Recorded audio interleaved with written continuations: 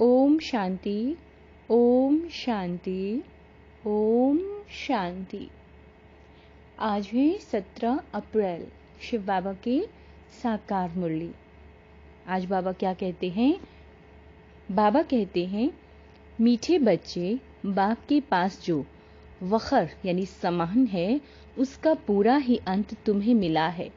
तुम उसे धारण करो और कराओ। प्रश्न: त्रिकालदर्शी बाप ड्रामा के आदि मध्य अंत को जानते हुए भी कल की बात आज नहीं बताते, क्यों? बाबा कहते, बच्चे, अगर मैं पहले से ही बता दूं तो ड्रामा का मजा ही निकल जाए। यह लॉ नहीं कहता। सब कुछ जानते हुए मैं भी ड्रामा की वश हूं। पहले सुना नहीं सकता, इसलिए क्या होगा तुम उसकी चिंता छोड़ दो। गीत है मरना तेरी गली में। ओम शांति। यह है पारलौकिक आत्माओं का बाप। आत्माओं से ही बात करते हैं। उनको बच्चे बच्चे कहने की प्रैक्टिस हो जाती है। भल शरीर बच्ची का है, परंतु आत्माएं तो सब बच्चे ही हैं। हर आत्मा वारिस है, अर्थात वर्षा लेने की हकदार। बाप आकर कहते हैं, बच्चों, तुम हर एक को वर्षा लेने का हक है। बेहद के बाप को बहुत याद करना है, इसमें ही मेहनत है। बाबा परम धाम से आए हैं हमको पढ़ाने। साधु संत तो अपने घर से आते हैं, वह कोई गावड़े से आते हैं। बाबा तो परम धाम से आए हैं हमको पढ़ाने। यह किसी को मालूम नहीं है। बेहद का बाप वही पतित पावन गॉड फादर है। उनको ओशन ऑफ नॉलेज भी कहते हैं। अथॉरिटी है ना? कौन सी नॉलेज है? ईश्वरीय नॉलेज है। बाप है मनुष्य सृष्टि का बीज रूप, सत्य चित्त आनंद स्वरूप। उनकी बड़ी भारी महिमा है। उनके पास यह सामग्री है। कोई के पास दुकान होता है, कहेंगे हमारी दुकान में यह वैरायटी है। बाप भी कहते हैं, मैं ज्ञान का सागर, आनंद का सागर, शांति का सागर हूँ। मेरे पास यह सब सामान मौजूद है। मैं संगम पर आता हूँ डिलीवरी करने। जो कुछ मेरे पास है सब डिलीवरी करता हूँ। फिर जितना जो धारण करे अथवा जितना पुरुषार्थ करे, बच्चे जानते हैं बाप के पास क्या क्या है और एक्यूरेट जानते हैं। आजकल किसी को अपना अंत कोई बताते नहीं। गाया हुआ है, किनकी दबी रही धूल में। यह सब अभी की बात है।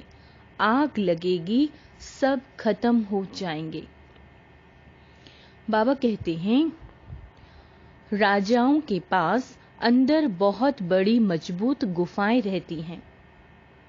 भल अर्थक्वेक हो, जोर से आग लगे तो भी अंदर से निकल आते हैं।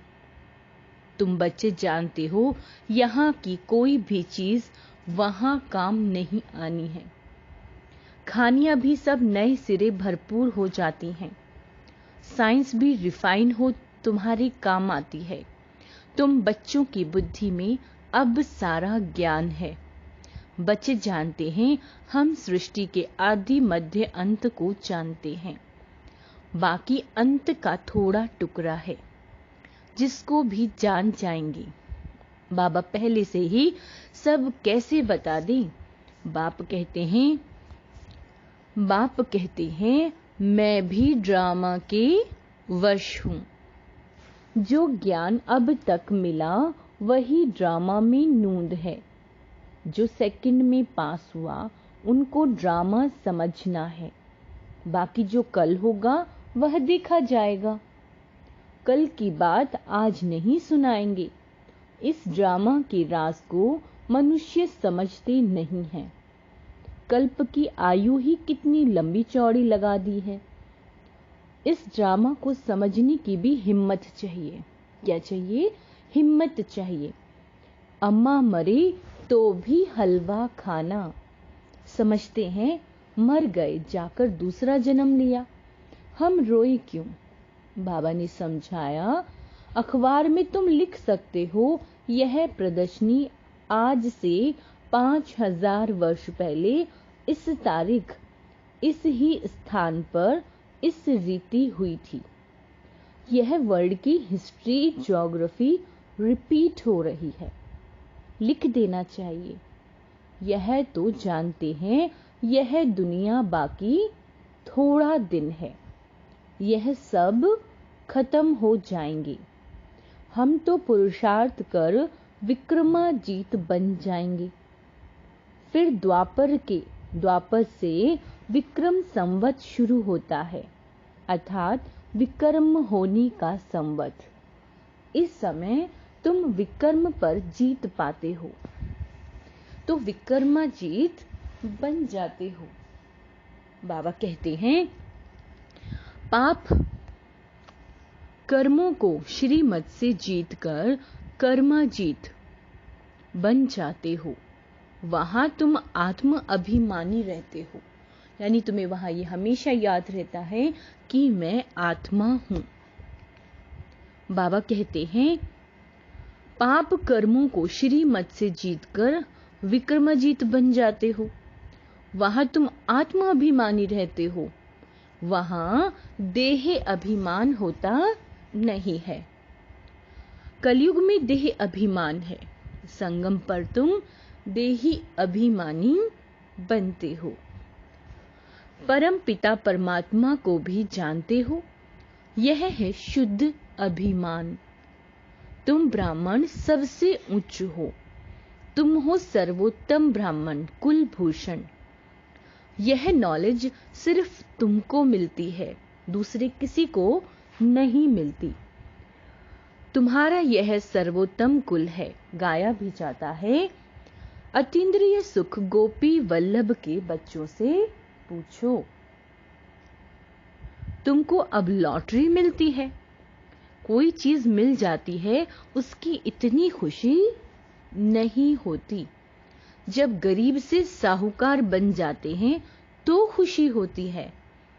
तुम भी जानते हो, जितना हम पुरुषार्थ करेंगे उतना बाप से राजधानी का वर्षा लेंगे। जो जितना पुरुषार्थ करेगा उतना पाएगा। बाबा कहते हैं, मुख्य बात बाप कहते हैं, बच्चे अपने मोस्ट विलेविड बाप को याद करो।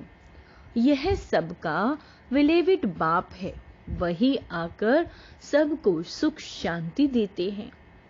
अभी देवी देवताओं की राजधानी स्थापन हो रही है। वहां किंग क्वीन नहीं होते, वहां कहेंगे महाराजा महारानी। अगर भगवान भगवती कहें तो फिर यथा राजा रानी तथा प्रजा, सब भगवान भगवती हो जाएं। इसलिए भगवान भगवती नहीं कहा जाता, भगवान एक है, मनुष्य को भगवान नहीं कहा जाता। सूक्ष्म वतनवासी कौन है? सूक्ष्म वतनवासी ब्रह्मा विष्णु शंकर को भी क्या कहते हैं? देवता कहते हैं। सूक्ष्म वतनवासी को हम भगवान भगवती कैसे कहेंगे?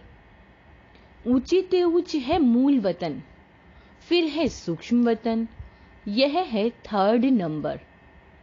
यह तुम्हारी बुद्धि में रहना चाहिए।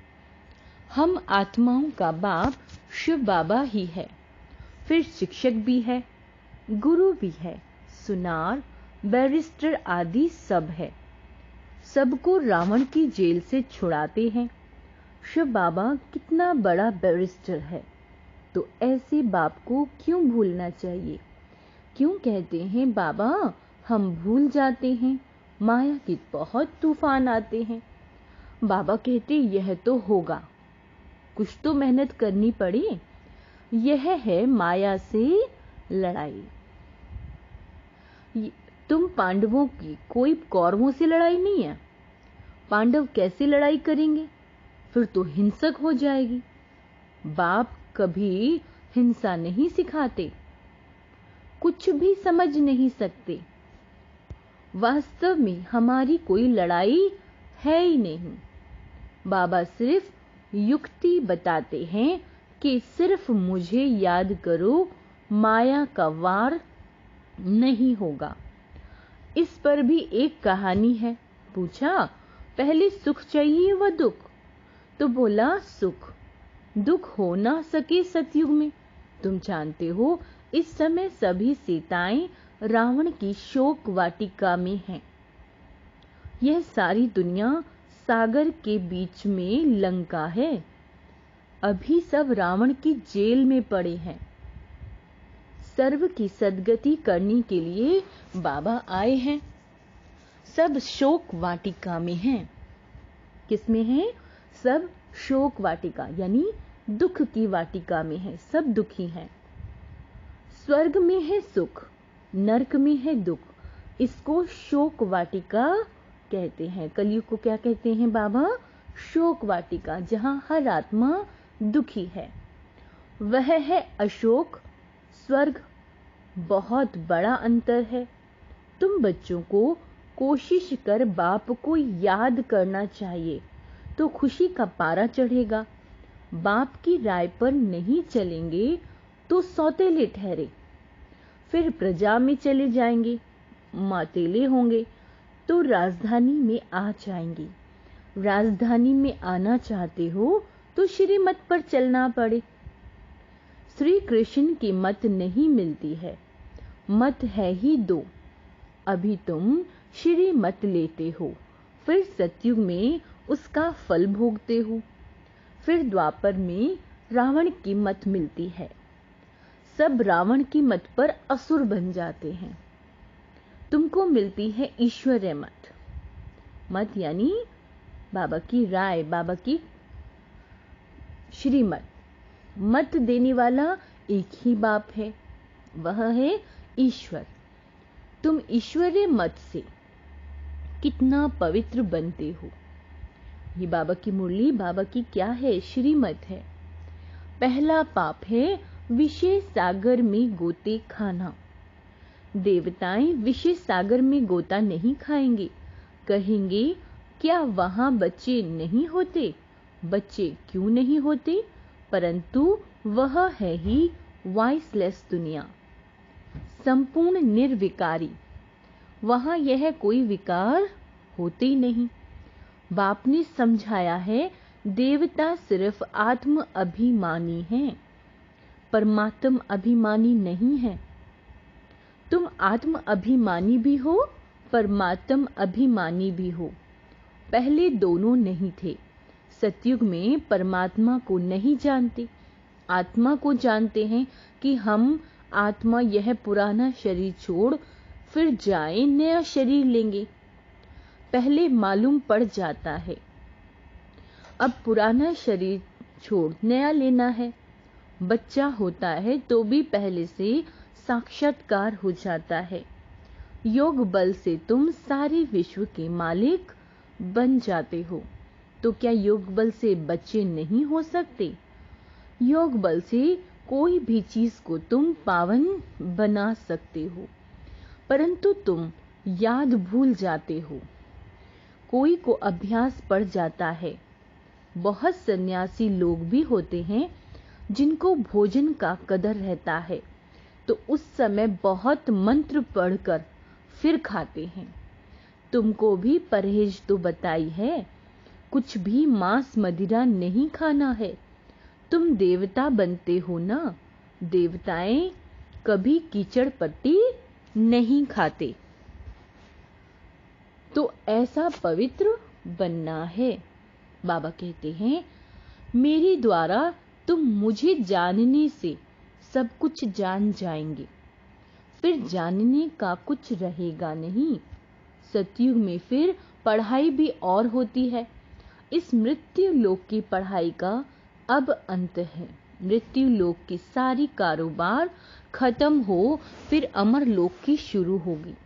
इतना बच्चों को नशा चढ़ना चाहिए। अमर लोक के मालिक थे। तुम बच्चों को अति इंद्रिय सुख, परम सुख में रहना चाहिए। परम पिता परमात्मा के हम बच्चे हैं अथवा स्टूडेंट। परम पिता परमात्मा हमको अब घर ले जाएंगे। इनको ही परमानंद कहा जाता है। सतयुग में यह बातें होती नहीं। यह तुम अभी सुनते हो। इस समय ईश्वरीय फैमिली के हो। अभी का ही गायन है। अतीन्द्रिय सुख गोप गोपियों से पूछो। परम धाम का रहने वाला बाबा आकर हमारा बाप, टीचर, गुरु बनते हैं। तीनों ही सर्वेंट ठहरे। कोई अभिमान नहीं रखते। कहते हैं हम तुम्हारी सेवा कर तुमको सब कुछ दे निवारण धाम में बैठ जाएंगे। तो सर्वेंट हुआ ना। वाइस राय आदि हमेशा सही करते हैं तो ओबीडियंट सर्वेंट लिखते हैं। बाबा भी निराकार निरअहंकारी है। कैसे बैठ पढ़ाते हैं। इतनी उच्च पढ़ाई और कोई पढ़ा न सके। इतनी पॉइंट्स कोई दे न सके। मनुष्य तो जान नहीं सकते। इनको कोई गुरु ने नहीं सिखाया। गुरु होता तो बहुतों का होता, एक का होता है क्या। एक बाप ही पतितों को पावन बनाते हैं। आदि सनातन देवी देवता धर्म की स्थापना कर रहे हैं। बाबा कहते हैं मैं कल्प कल्प के संगम युगे आता हूँ। कहते हैं ना बाबा हम कल्प पहले भी मिले थे। बाप ही आकर पतितों को पावन बनाएंगे 21 जन्मों के लिए। तुम बच्चों को पावन बनाता हूँ तो यह सब धारणा करनी चाहिए। फिर बताना चाहिए बाबा ने क्या समझाया। बाप से हम भविष्य 21 जन्मों का वर्षा लेते हैं। यह याद रहने से फिर खुशी में रहेंगे।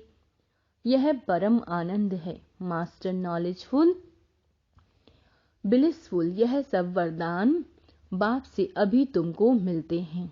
सतयुग में तो बुद्धू होंगे। इन लक्ष्मी नारायण को तो कुछ भी नॉलेज नहीं। इन्हों को होती तो परंपरा से चली आती।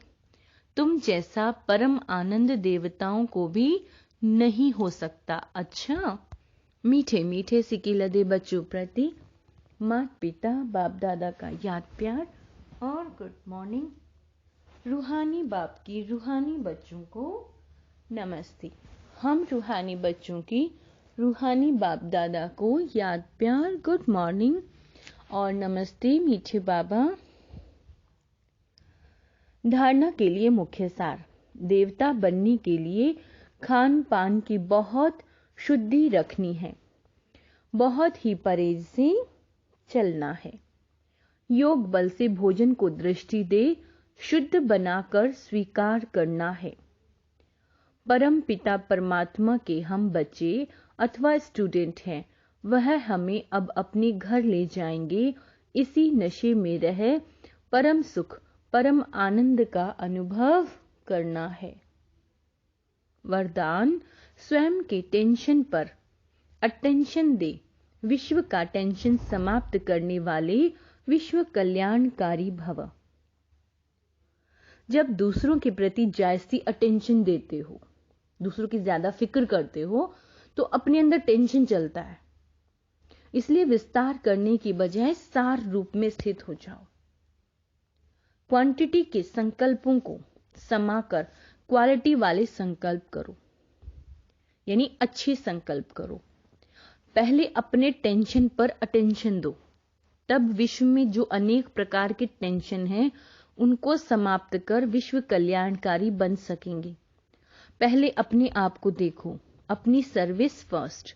अपनी सर्विस की तो दूसरों की सर्विस स्वतः ही हो जाएगी। स्लोगन है योग की अनुभूति करनी है। योग की अनुभूति करनी है तो दृढ़ता की शक्ति से मन को कंट्रोल करो। अच्छा, ओम शांति।